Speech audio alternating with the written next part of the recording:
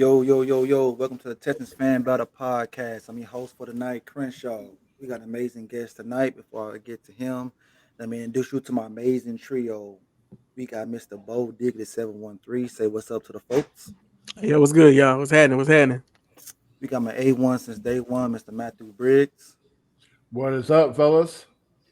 And a special guest tonight, we got Mr. Jonathan M. And the M stand for Major Alexander. I appreciate. What's up, y'all? How y'all doing? What's up, man? What's up, man? So, man, we gonna get off into it, man. Get off the Texans news. First, Jonathan, just let us know what did you see from practice this past week, or what guys you seen that was like injured from the game that that was limited, that did not practice, and what guys you see that's going to play or not going to play this Saturday. Yeah. Today's practice. Jonathan Grenard, Will Anderson Jr., Sheldon Rankins, Andrew Beck, Jerry Hughes. They didn't practice. And Will Anderson and Jonathan Grenard practice on a limited basis Tuesday. But I think the fact that those particular guys, all except everybody who I mentioned except Jerry Hughes, I think those guys sat out for precautionary reasons. I expect everybody to play except potentially Jerry Hughes. I haven't seen him in 2 weeks, and he suffered an ankle injury, and it seems like a high ankle sprain. So usually guys have missed a couple of weeks because of that injuries. But I think I expect Jonathan Grenard, Will Anderson, even Andrew Beck, and Sheldon Rankins to all give it a go. They'll be playing not 100%, but it's playoff time, and I think those guys want nothing more than to be out there if they can play.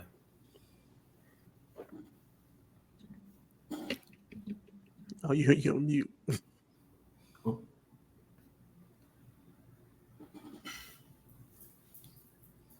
Yeah, okay, there we go. Yeah, we definitely gonna need all hands on deck going into Baltimore. So Matt, did you see anything intriguing on the injury report that came out today? On Texans wise or Yeah, period? Texans wise, we'll talk about Ravens in a minute. I mean nothing that really like caught my eye. I mean it's about been the same, right? Kind of the same people. Just look at this point of the game, nobody's really healthy, right? Everybody's a little banged up. Everybody's a little hurt.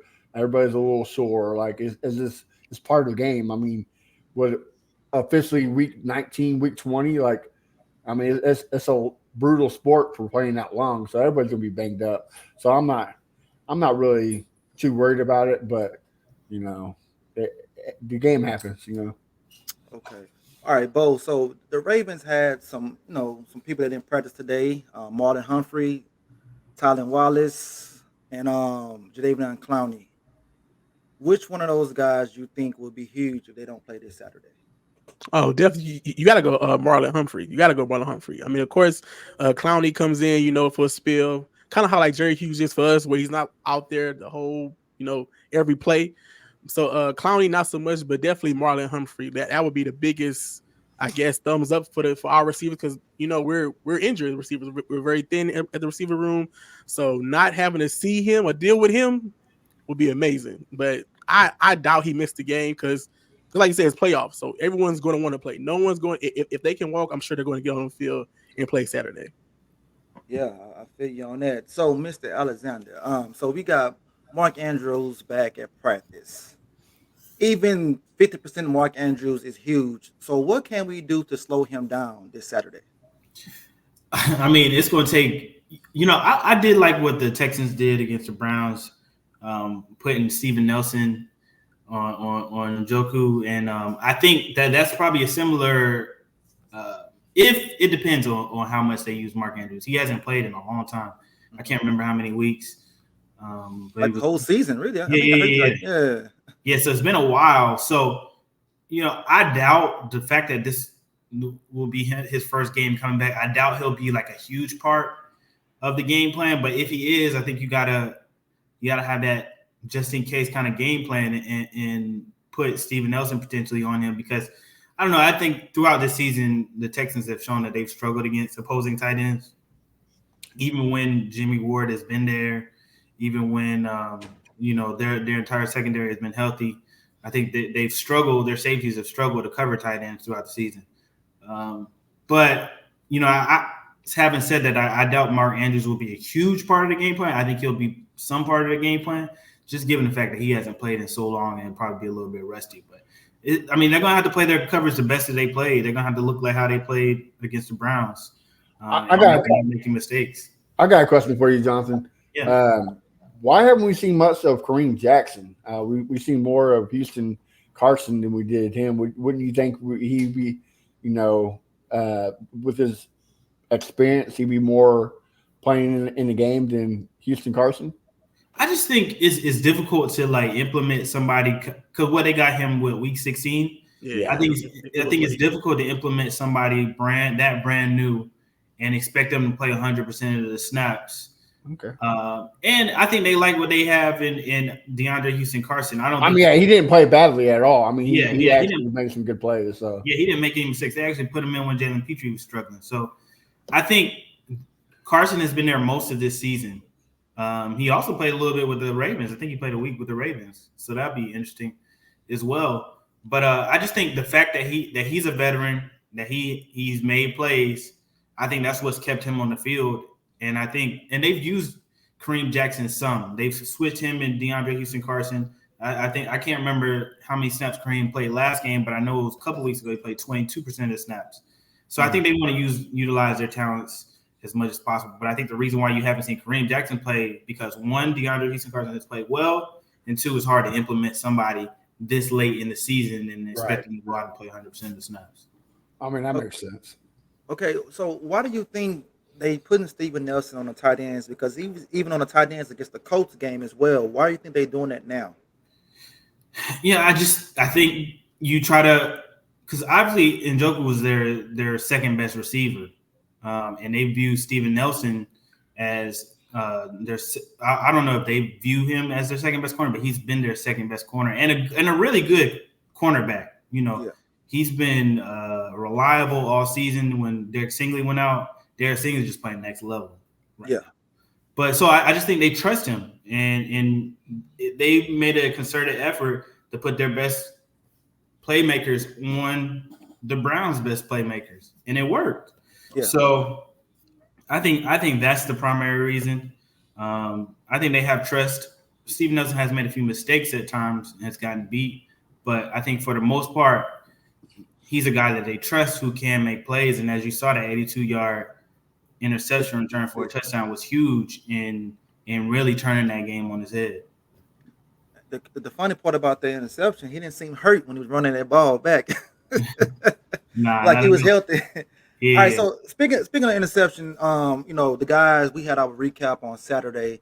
So give us your recap on Saturday of what you've seen from this team that you didn't see all year.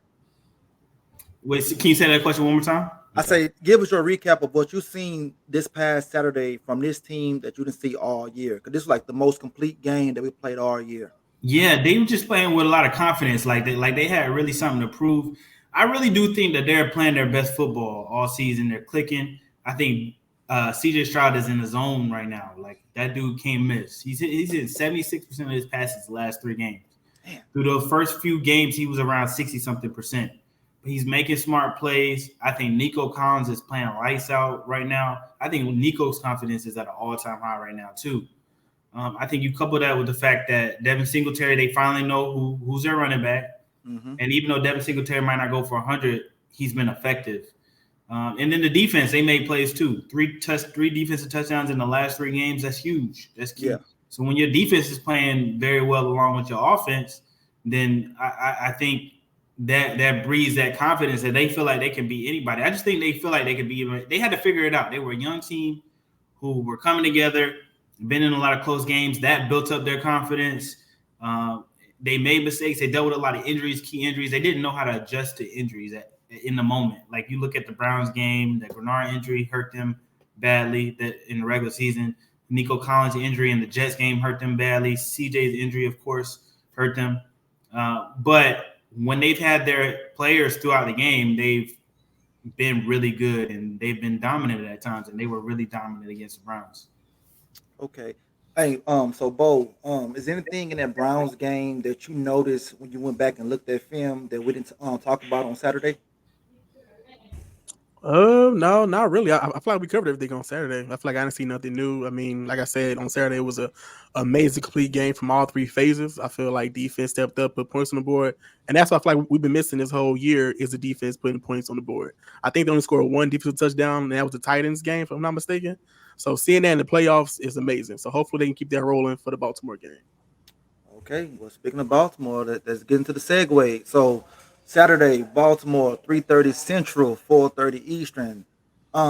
Matt, tell me, how can we beat these Ravens? It's the same way as the Cleveland, right? You just got to make sure you stop Lamar Jackson. You got to put a spy because, I mean, we've seen it time and time again. The dude can make some great moves with his legs. He's kind of in the same tier as Michael Vick. I mean, of course, Michael Vick is a cheat code, so he's not at his level, but he still can make some great moves with his feet and a plus with his arm. So you got to put a spy. I think that's where Christian Harris is going to get a lot of his tackles. Is keep an eye on Lamar Jackson when the play breaks down. But we just got to do the same thing we did with Joe Flacco and just disrupt his game. We've seen it too that Lamar in playoffs he likes to turn the ball over. So you just got to attack the quarterback and get him off his rhythm and offense wise. Do what we've been doing. Let CJ cook. CJ is phenomenal.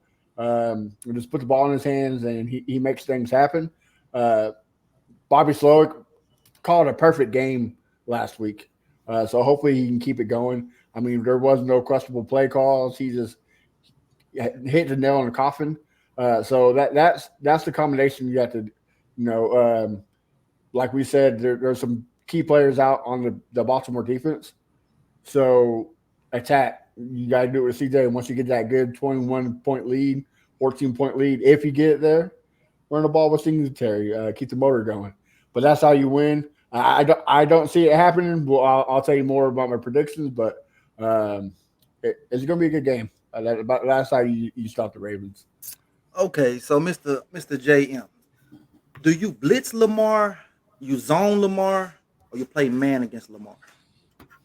Yeah, I think what the Texans have historically been a zone team all year. I don't think you go and change up what you do for this particular game. I think what they did last time, I thought the key in that first game, and I think the key is going to be this game too. It sounds simple, but it's really stopping the run and getting them into like third and long situations. So Lamar has to drop back in the pass and have longer developing plays, and then you send the blitz. I think that's where the Texans had success in him week one, and I think that's where they can have success again. And they've been a good team at stopping the run. I think the difference in this game is like if you do what you did in week one, of course you got to mix up things. But if you stop the run, you get Lamar in third and long situations, and CJ cooks because that week one, y'all remember the offense really looked like it was almost a preseason offense. Like they weren't unleashing CJ Stroud. Mm-hmm. Him and Bobby Slowick weren't totally on the same page. They had some delay of game penalties. They were late getting out of huddle. All that stuff is in the past. Like, they know what they're doing now. So if CJ can cook and the Texans can get after Lamar Jackson, I think they got a legitimate shot. I think that's their best chance is number one, stopping the run and forcing maybe a couple turnovers. I think I feel people forget that the first half was close. That Ravens Texans the first week of the season, first half was close. People forget that. They see the 25-9. It was like, oh, y'all got killed. No, first half was close. Second half, Ravens adjusted. We couldn't move the ball. Offense couldn't put points on the board. So it is what it is. I feel like now, like you said, the offense is learning to grow together. They know what CJ like, what CJ doesn't like. They know that Devin Singletary is the main running back. We're not going to try to force Pierce to run the ball like they did early in the year. So I feel like now, with what's been going on throughout the whole season, they know what they're going to do, and it's going to show on Saturday. So, and also, the Ravens and Colts both ran the ball great on us week one, week two.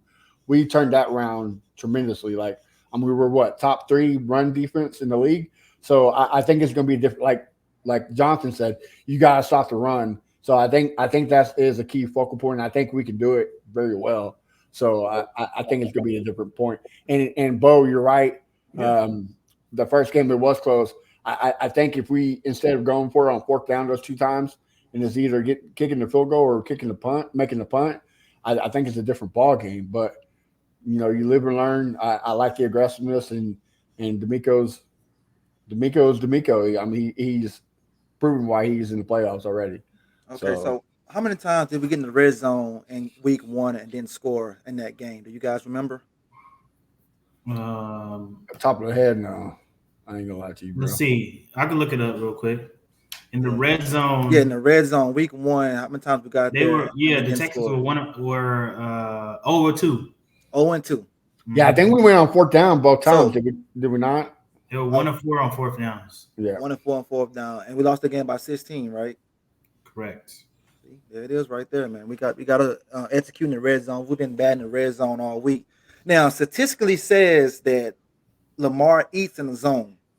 So if he eats in the zone, what do we got to do again? I know I just asked this question, but what do we got to do again? Because they say in the zone, that's what he loved to see, because he likes to get out and scramble. He likes to beat that zone. I feel like for the defensive line, like again, like D'Amico likes to rotate the defensive linemen, so they gotta stay healthy, keep rotating them in, stay up the field, don't collapse inside. No, we have to contain.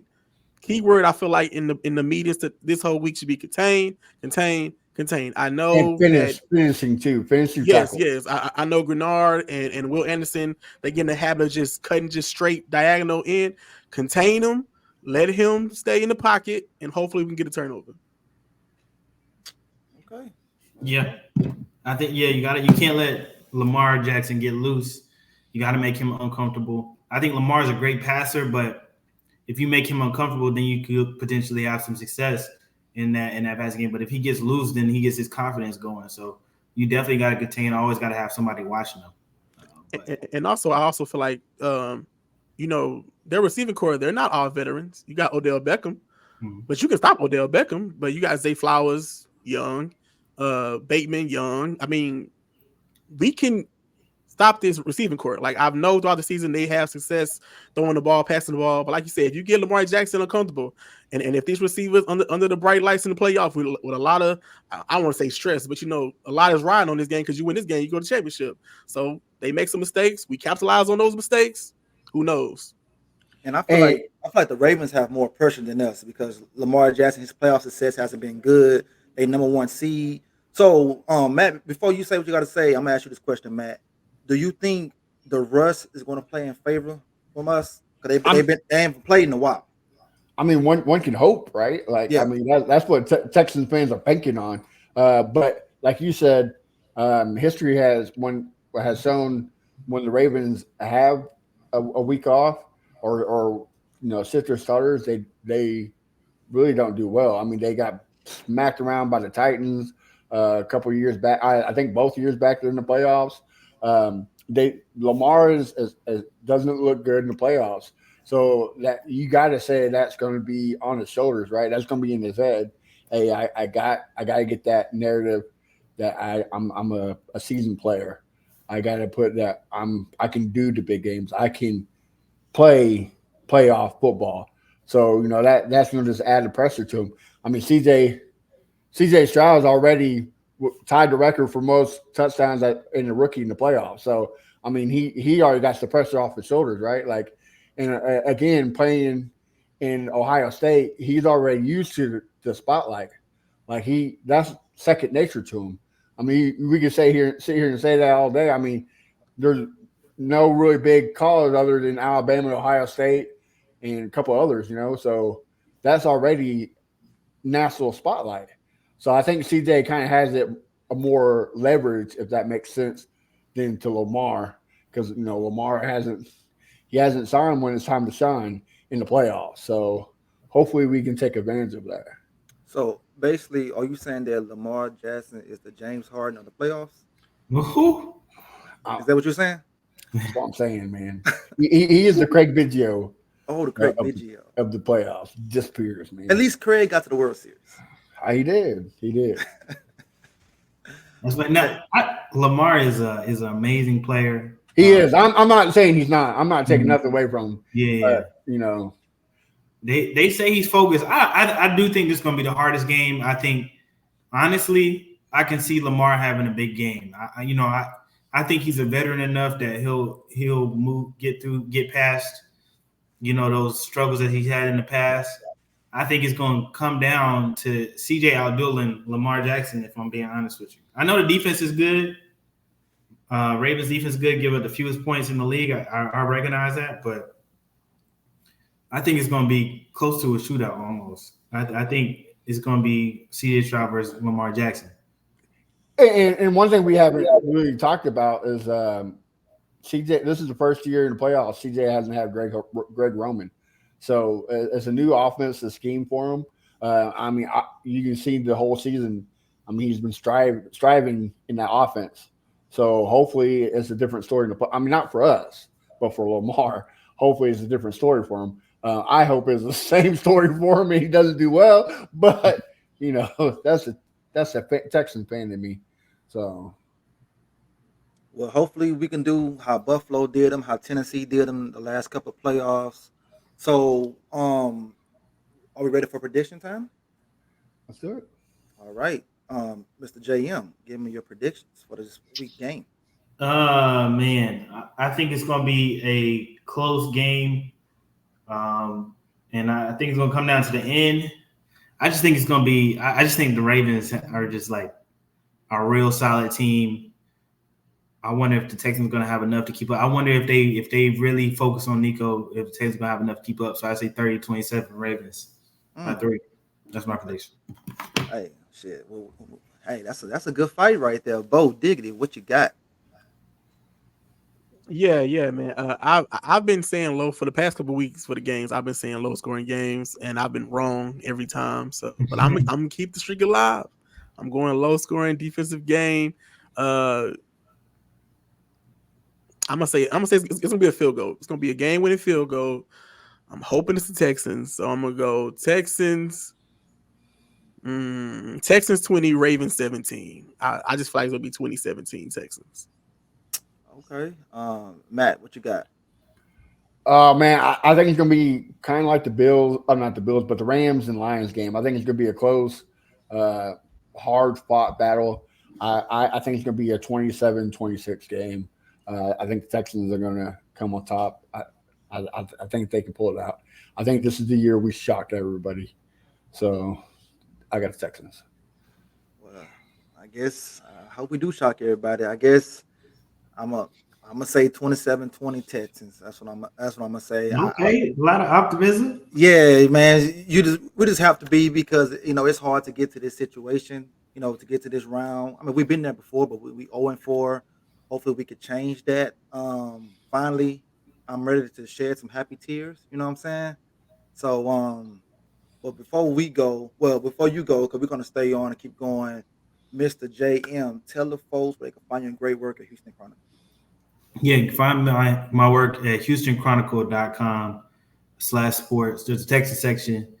Y'all, if y'all decide y'all want to help a brother out and subscribe, it's 99 cents for the first 3 months. That's pretty cheap. That's cheap, I'd say. And then, you can negotiate at the end of that and say, hey, I want my bill lower. But anyway, yeah, so there. And then on X, John M. Alexander, John Jon, not JOHN, but JONM Alexander. Appreciate y'all. man. Y'all follow my guy, check his work out. And before you leave, let people, you was on the show before, but you back on.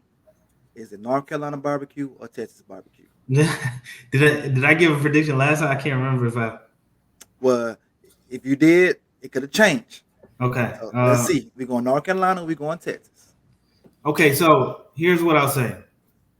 North Carolina has the best pulled pork, but Texas definitely hands down has the best brisket. Mm-hmm. Yeah. Texas got the brisket. For sure. Hey, Jonathan, before you leave, I do got a question for you. Okay. So everybody in Texas Twitter knows what's going on, but there's some show there in Cleveland. I forget what's called because they're irrelevant. I care less. But they're saying that the Texans are pumping band noise into the stadium because Saturday there was the upper and the middle sections was completely empty. You were there. What's your thoughts on that? It was full. It looked full to me, and it was loud in there.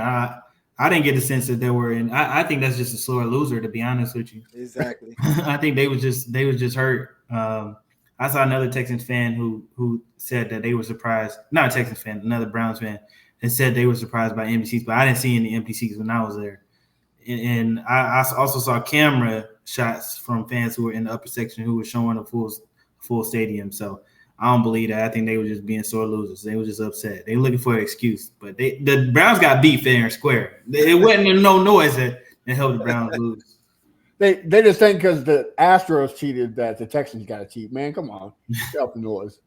It's always something, isn't it? It's always something.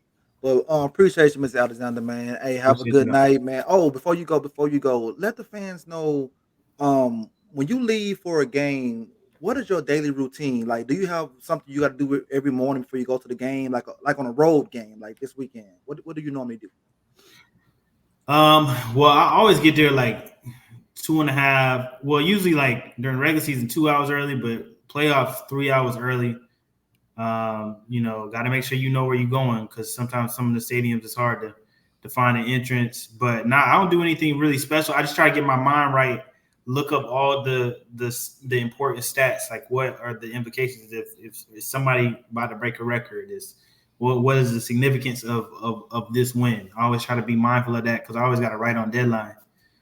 So I just always try to get my mind right, be in a state of peace. So because it's a lot of pressure writing when you got a deadline, you got to write at the buzzer and a whole bunch of people going to start reading your work. So I just try to get my mind right, try to familiarize myself with both teams. Of course, I know the Texans like the back of my hand, but the other team as well, what are the implications, and just try to just write a good story that people understand. I mean, it's working, man. You to the T, some great stuff, man. Yeah, I always check it out. So appreciate y'all. Okay, man. Appreciate you, man. Have a good night, bro. All right, y'all too. Take care. Let's go Texans. All right, peace. All right, ladies and gentlemen, that was Mr. Jonathan M. Alexander. Like you say, man, 99 cents for the first 6 months, man. Subscribe to my boy. Listen to him. We'll keep the show rolling with NFL news. It's a lot of NFL news going on right now, but one of the biggest ones is right up there where you at, Mr. Bo. Mike McCarthy is coming back for season number 5. Give me your thoughts on him coming back. You think the Cowboys made the right move, or the Cowboys being the Cowboys? I feel like it's another instance of the Cowboys being the Cowboys because they don't make moves, like that. They don't just fire coaches in the instance because of a loss. Like he's been 12-5 for the last 3 years. They've lost in the wild card once, divisional second, and wild card again. Mm-hmm. I don't believe. I mean, it's good for us.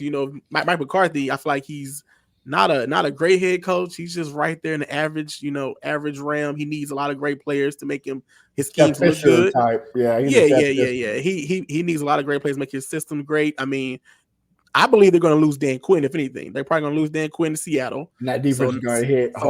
So now they got to find another defensive coordinator. So I mean, for all the Cowboys non-enthusiasts, I feel like it's a great day. I feel like Mike McCarthy's coming back.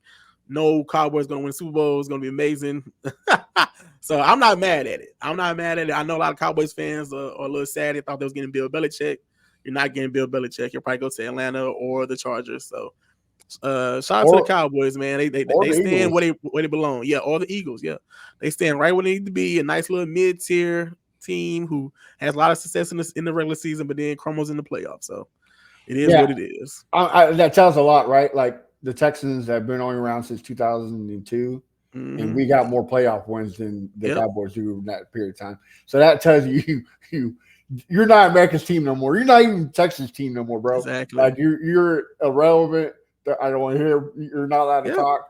You're on hush mouth. You're in the corner. They still living on them old championships. And I was just gonna say that if the Texans somehow get win a Super Bowl this season, I don't care about your 5 Super Bowl wins that was in the past, before internet, before iPhones, before 3D. I don't care about your old championships, man. It don't matter no more. It's a wrap.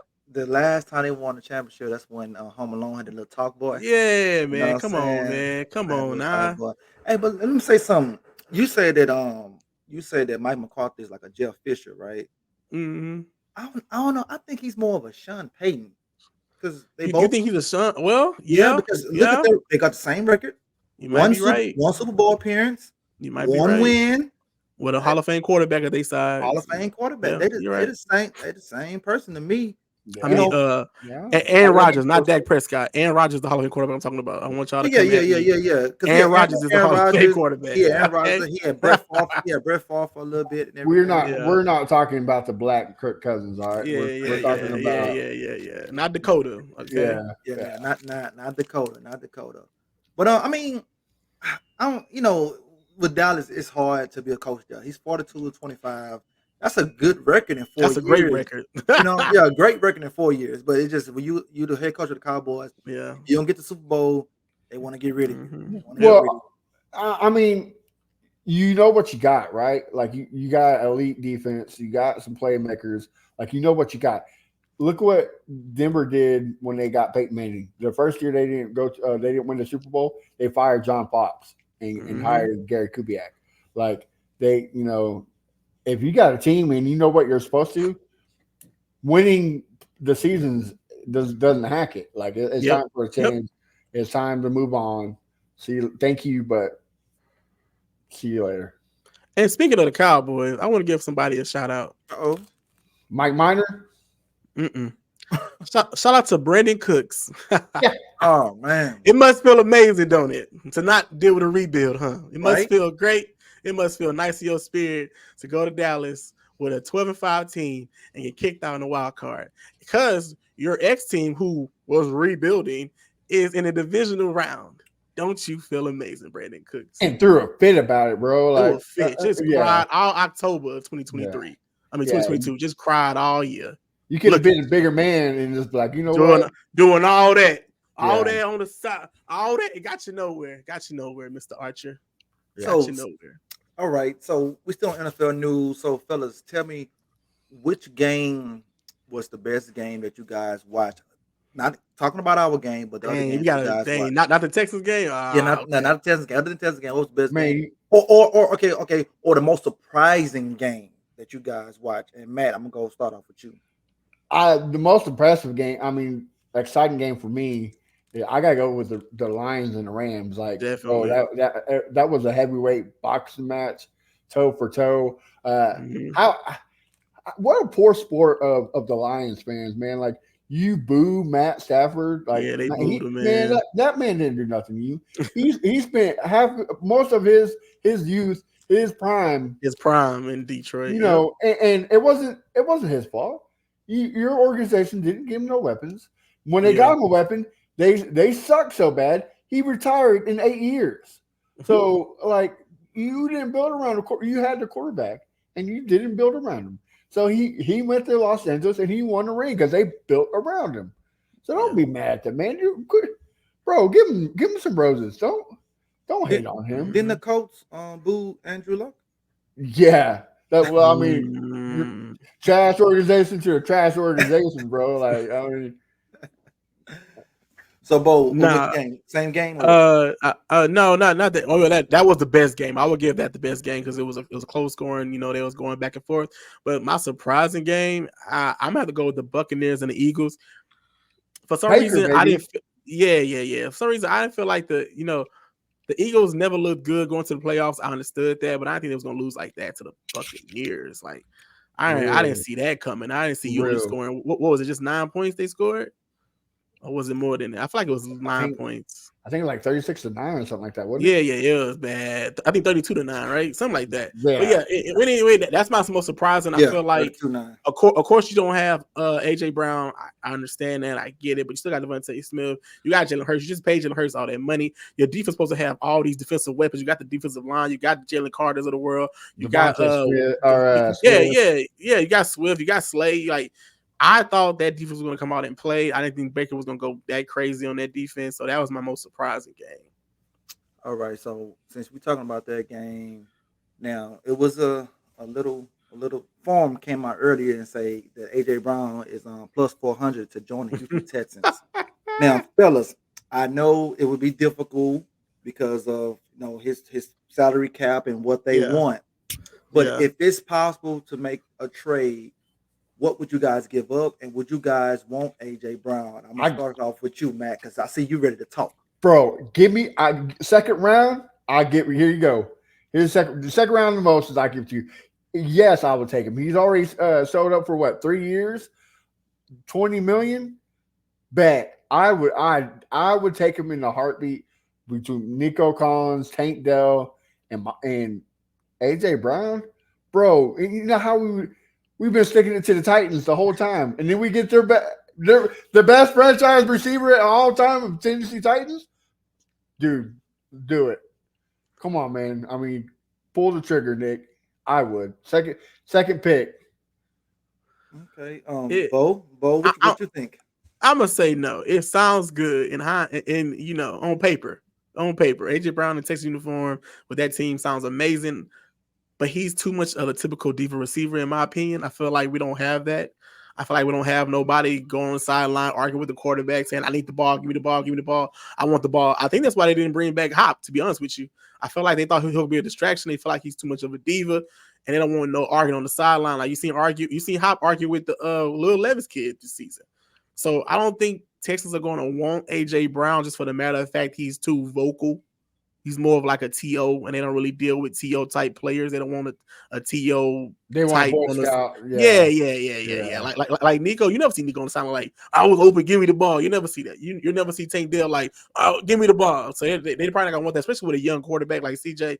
You really don't want to do that. I feel like Jalen Hurts. Sometimes you see Jalen Hurts just on the sidelines, just look unimpressed or uninvolved because he's getting yelled at by AJ Brown about giving the ball. So I don't think I want that. I feel like. Yes, he's a great talent, but I don't think he fits the Texans mold. I see what you're talking about, and you're correct. Yeah. But I also think, Jalen's playing style hurts him, right? Like it hurts AJ Brown. Because instead of actually looking for the option of him open, he rather run it. I believe that scheme. That scheme right.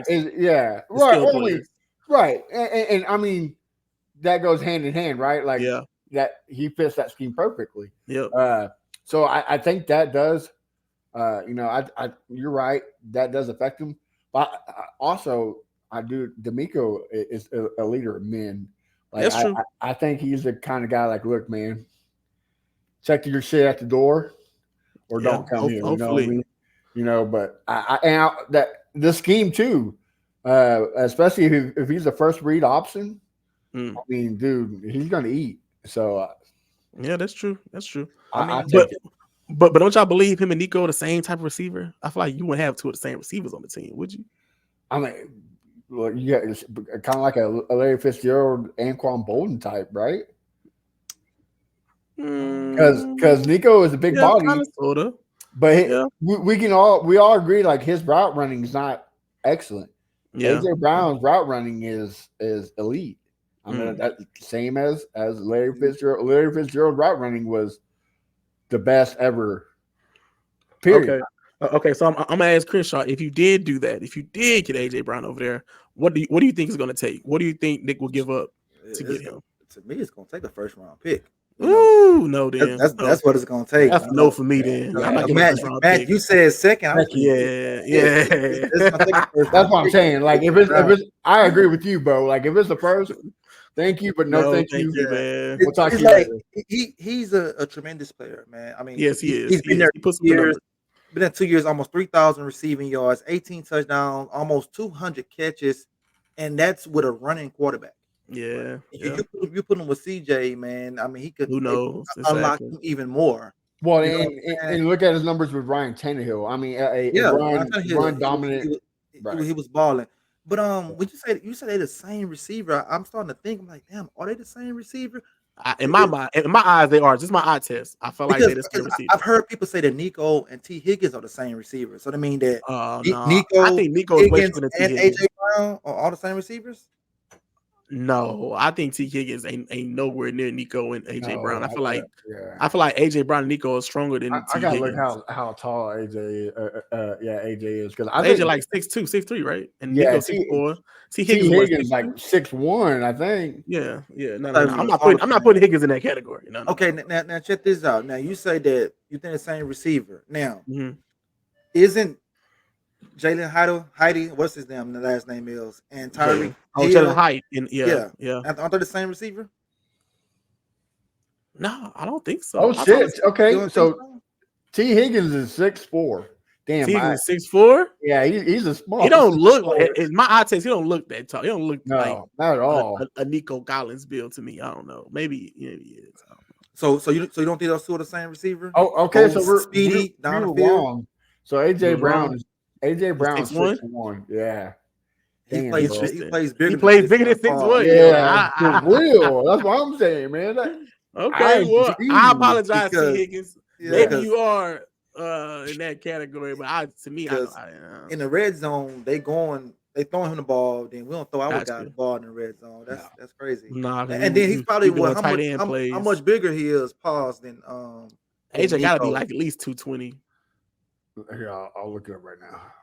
AJ got to be like, nah. T. Higgins can't be. T. Higgins ain't no 220, 225. There's no way T. Higgins is 230. He's not in that realm, is he? So AJ Brown is 227. See, Andre Johnson. And T. T. Higgins is a whopping 218. See, that's what I'm saying. See, It was Nico. 9 pounds. Nico Collins is 216. Really? So Really? him and Nico are about the same receivers. Got you. Well, And AJ Brown's there it is. So, Kirsten, you telling me you'd rather have T. Higgins than AJ Brown? How tall is I mean, I'd rather have AJ, but it's so much baggage that's gonna come with him, and it's gonna cost us a lot. Man, so it's gonna cost us a lot. So I would like to go down to Tampa and see can we get the Galveston ball guy. Because think about it. If you get AJ Brown, you're automatically cutting into your cap space. You're losing draft capital. I just feel like it doesn't make sense to me. Well, okay, I get you're right. You're losing capital, but if you go the free agent route, you're going to hit your draft capital or your salary cap no matter what, right? Correct. Like if you go for a T. Higgins, if you go for a Michael Pittman, if you go for AJ Brown, like you're going to hit the salary cap no matter what. But this is where it kind of when everybody's like, "Well, draft picks." The draft is a crapshoot. Like you're rolling the dice. Like I mean, again, I love Moby Okoye. He's been on the show many times. Travis Johnson's a cool guy. Clowney's awesome, but those guys weren't first round draft picks. And how many we're now just seeing great second round players as the Houston Texans. Like back in the Rick Smith days, it was either first round or bust, right? Yeah. I can't forget that. What was that? CU Safilu or whatever, that guard that we picked over Derek Carr. Oh yeah, Xavier. Xavier Safilu, yeah. Right. Yeah, I know what you're talking about. So if you can get a Pro Bowl receiver for a second round, I say go for it. Because you don't know what you're going to get in the second round. Well, that's why. See, that's what you say. Second round. Yeah. Right. Yeah. Second round. You're dealing with Howie Roseman. First round, absolutely kills them trades. I don't know what Howie got on them people. I don't know if he got some blackmail on them GMs. But anytime it's a trade with Howie Roseman, he always come out. But that's where I give the respect to Nick. Like Nick, to me, he hasn't really got fleeced yet. Like there's some that's a little a little too much, but now like God damn, because he's been playing with house money. But when you come into the realm of we gotta win now, we in a winner to win. That's when we start making them janky moves. We start making them janky trades and let me go ahead and get this receiver because I know we need a receiver. So hopefully if we do make that trade, hopefully it does come to Houston. Hopefully it's not that Bill Belichick type, fuck him. Like if we can't get him, we can't get him, I agree. Now, what you said about the picks, the crapshoot. Now, Texans fans will tell you, well, Nick did good this year. First 4 picks were hits. Yeah, And then yeah, they're gonna go back to last year. They're that gonna Kenyon talk about Green. Petrie. Yeah, They're gonna talk about Damon Pierce. How he yeah, found him. So they're gonna say yeah, that his draft pick is pretty good. So they might not want to yeah, give up those early picks. That's what Texans fans would say to you yeah. on what you just said. Right. But if you get an AJ Brown, I feel like that you telling the fans we're trying to win now. Right. I agree. If we don't win this year, we're trying to win now, and we're trying to put as much talent around our young studs. See, right now the hardest part is to do is get the quarterback. We got the quarterback. Yes. So we putting everything around him, and if we Correct. don't win it, hey, I did my job. Like- I did my Especially, job. I think especially before ahead, you I'm pay sorry. CJ Stroud $300 million, you don't have that much money in the cap space. You have to win that window. Yeah. So I do agree with that. Absolutely. And I think if you don't make a move like that, you do go after a T. Higgins, a Brandon Ayuk, Yeah. a Mike Evans. Like, how great Mike Evans would be for a guy like Nico Collins and Tank Dell, saying, hey, instead of doing this, do that. Instead of going around, coming out that way. Like, learn from the best in the game while playing live speed football. You know what I mean? Okay, quick question for Crenshaw. If you do somehow, if the Texans do somehow get Mike Evans, does that knock Nico Collins down to number 2 automatically? I mean, out of respect, you have to be. Out of Mhm. respect, he's an OG. You know what I'm saying? He's an OG. Mhm. So he's the only player in history to 1,000 yards every season Every so season, far. yeah. So you're just gonna have to. I mean, they got 1,000 yards Baker Mayfield, man. That's crazy.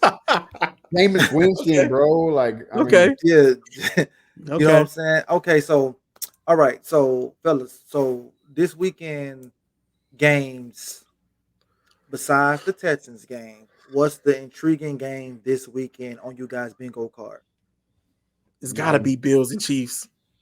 It's got to Part be three. just Part on the three. history. It's got to be Bills and Chiefs.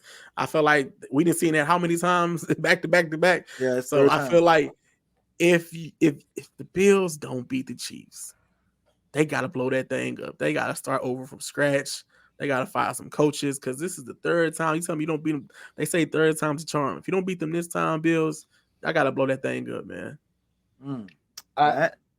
I mean, it's the Ravens and Texans, but if I can't pick that one, I'm gonna say Packers and Lions, like, or the Niners, Packers and Niners, because if the Texans make the Super Bowl, that's who I want. I want the Texans and Packers. I want the two underdogs that nobody thought they'll ever see a Super Bowl playing in the Super Bowl. And plus, I think that's probably the easiest team besides the Buccaneers that the Texans can beat in the Super Bowl. So give me the Packers upsetting the Niners. And plus, I'm tired. I'm tired of the same team. Like, it's got to be somebody new, man. I agree. I do not want to see Pat Mahomes in the Super Bowl. I do not. Yeah, I don't want to see it either. I mean, the 49ers either. Like, you've been there. Since you're saying underdogs, I'm even though they're a number 2 seed, I'm gonna say the Lions are underdogs. I mean, that team gonna have 3 wins since 1958 in the playoffs, bro. So that's crazy. Their last playoff win was against the Cowboys. Yeah, so that's crazy, man. But do you guys think we can do what the Bengals did a couple years ago? They snuck in. Well, they ain't sneak in, but they won a division at 10-7. They beat the Raiders.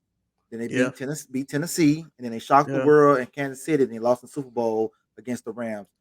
Do you see us doing the same thing? Because there's a lot of people think Burrow and CJ are similar type players and everything. Bo, you mind if I go first? Yeah, go ahead. Go ahead. Yeah, like this weekend is a test, right? Like, if we beat the Ravens, it's Super Bowl or bust. Like, there's no ifs or buts about it. Like, because granted, you got Patrick Mahomes, probably one of the best quarterbacks in the league right now, but they're playing like shit. The Ravens are the most dominant team in football right now outside of San Francisco. You upset the Ravens, dude. The goal was Super Bowl. It doesn't matter what you do. The goal is Super Bowl. And I just don't want to get to the AFC Championship. Oh, at least I made the AFC Championship. Mm-hmm. I don't want to be a third place loser. Like I want to go for gold, baby. Like let's do it. I think if we beat the Ravens, absolutely, it's Super Bowl bound. Now, Bo, earlier you said if Buffalo lose, they should blow it up, correct? Yes. I think if the Ravens lose, they didn't blow that shit up. Really? Yeah. Really? I think I believe the injury's been hurting the Ravens. That's why I feel like the Ravens probably have another chance. Like and Lamar's getting MVP this year, right? So He is. I feel like they're not going to blow it up. I feel like if anything, they might switch another offensive coordinator, maybe. But other than that, they're going to hang their hats on. Hey, we've been injured these past couple of years. We're still going in the right direction. We just gave Lamar all that money, so I doubt you blow that up. You got to build off of Lamar. I mean, like, Lamar's been hurt last three years, you know. And they got too much invested in Lamar right now to blow that up. I invested in him. And granted, when Lamar's in, he's a good quarterback. Yeah, dynamic. Right. Dynamic. So you just got to build off of that. And same thing with Josh Allen. I think if Buffalo loses, like it's time to move from McDermott. Like you got to fire him. You have to fire him because even during the season, you start off slow. You start off real rocky. It took you to the end of the season to win the division to get that number 2 seed. So they've been having a rough start themselves. Number 3, which one? I think it was 3 or 2. One of them. They got to be 2. The 2, right? Yeah. So I think the McDermott experiment is going to be over with if they don't win the Super Bowl, at least in my opinion. Especially if you lose to the Chiefs again. Right, and you lost to teams like didn't they lose to the Titans? No, they lost to the Jaguars. They lost. There's a lot of the games that they lost. You're like, bro, you're like supposed to be this juggernaut AFC team. Yeah, and I get it. You can get them Sunday. I mean, the Texans have been doing it all year, but bro, like if you're the Chiefs, that's what I'm saying. Like if we beat the Ravens, we should smash the Chiefs because the Chiefs aren't the Chiefs right now. Like you got to take advantage of it. Just like in 2019 when we jumped up 24-0, you got to take advantage of it. Like the time is yours. Grab it by the balls, pause, and crush it, motherfuckers. Go for broke, bro. I'm not sure, but is this the first time the Chiefs are coming to the Bills in playoffs? Yes. Mm-hmm.